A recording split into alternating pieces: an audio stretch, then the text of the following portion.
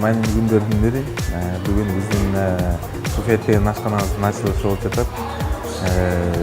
Биздин өзүңүздөр байкагандай, мынакей бүгүнкү күндүн талаптарына жооп берген заманбап ашканалардын бири деп ойлойм.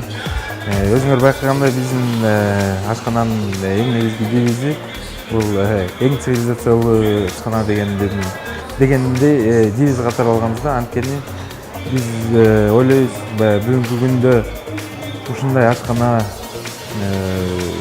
бизге керек деп ойлойбуз да. Анткени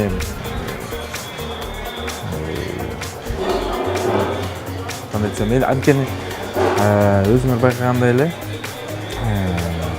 көп ашканаларда мисалы ар кандай талаптар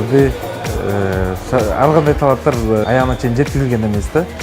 Мисалы тазалык жагынан, жайгашкан жагынан, жанагы кухнясы жагынан.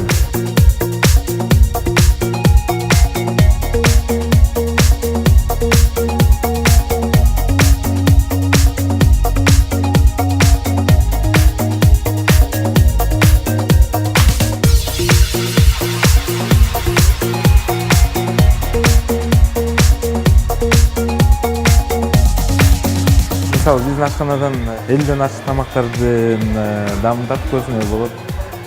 Биздин ашканада бүгүнкү күндө 20дан ашык адам иш менен камсыздалган. Анан кийин биздин өзгөчөлүктөрдүн бири дагы биз борбор шаарыбыздын эң борборуна жайгашып турабыз десек жаңылышпайбыз. Анан жаштарга ылайыкташтырылып бизде тез ылдамдыктагы Wi-Fi'биз бар.